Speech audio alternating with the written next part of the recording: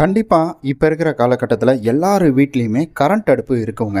இந்த கரண்ட் அடுப்பை நம்ம எப்படி முறையாக பராமரிக்கிறது அப்படின்றத நம்ம தெரிஞ்சுக்கிட்டாலே போதுமான ஒன்று தான். கரண்ட் அடுப்பை பற்றி தான் இந்த வீடியோவில் பார்க்க போகிறோம். உங்கள் வீட்டில் கரண்ட் அடுப்பு இருக்குது அப்படின்ற பட்சத்தில் இந்த வீடியோவை ஸ்கிப் பண்ணாமல் பாருங்கள்.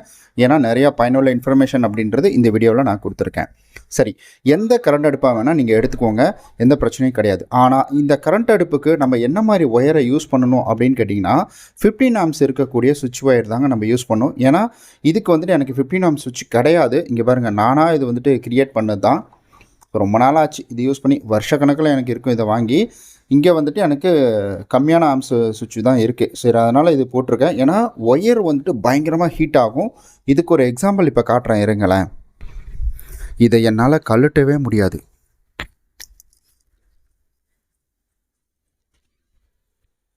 சைடில் பார்த்தீங்களா? கண்டிப்பாக சைடில் பார்த்துருப்பீங்க எந்த அளவுக்கு டைட்டாக பிடிச்சிருக்கு அப்படின்றது. அதனால் நீங்கள் நல்ல சுவிட்சாக யூஸ் பண்ணால் மட்டும்தான் கரெக்டாக இருக்கும். இதில் கரெக்டான சுவிட்ச் யூஸ் பண்ணியிருக்கோம், அதனால் இது கரெக்டாக இருக்குது. சரி, ஓகே. இப்போ அடுப்பை எப்படி பாதுகாக்கிறது, கரெக்டாக யூஸ் பண்ணுறது அப்படின்னு கேட்டிங்கன்னா, எப்போவுமே சரி, அடியில் வந்துட்டு இந்த இடம் பாருங்கள். இப்போ இந்த இடம் தெரியுது இல்லைங்களா?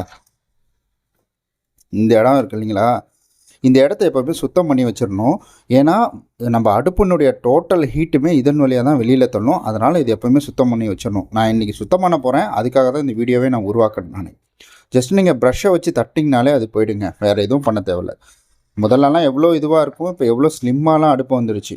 சரி, இப்போ நம்ம அடுப்பை வந்துட்டு பயன்படுத்துகிறோம். நம்ம என்ன செய்கிறோம், டேரெக்டாக வந்துட்டு சுவிட்சை இப்படியே ஆஃப் பண்ணிடுறோம்.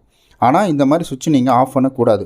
முதல்ல நீங்கள் அந்த பாத்திரத்தை எடுக்கிறதுக்கு முன்னாடி இப்படி நீங்கள் வந்துட்டு ஒரு பட்டன் அழுத்தினோடனே ஆஃப் ஆகும் இல்லைங்களா? இந்த மாதிரி ஆஃப் ஆகிடணும். ஆஃப் ஆகிட்டு கொஞ்சம் நேரம் விட்டிங்கன்னா, ஐடியலில் விட்டிங்கன்னா, இங்கே வந்துட்டு நிறையா ஹோல்ஸ் எல்லாம் இருக்குல்ல, இதன் வழியாக ஏர் அப்படின்றது வெளியில் தள்ளும். அதாவது இது டோட்டல் காயிலில் இருக்கக்கூடிய ஹீட் எல்லாமே வெளியில் தள்ளும். இது மாதிரி நம்ம யூஸ் பண்ணோம்னா அடுப்பு ரொம்ப வருஷத்துக்கு எந்த பிரச்சனையும் இல்லாமல் வருங்க.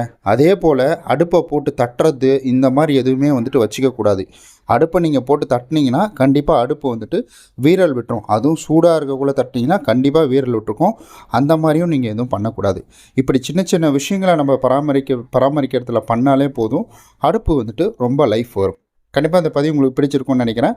இதில் வேறு ஏதாவது கேள்விகள் இருந்ததுன்னா கமெண்டில் மறக்காமல் சொல்லுங்கள்.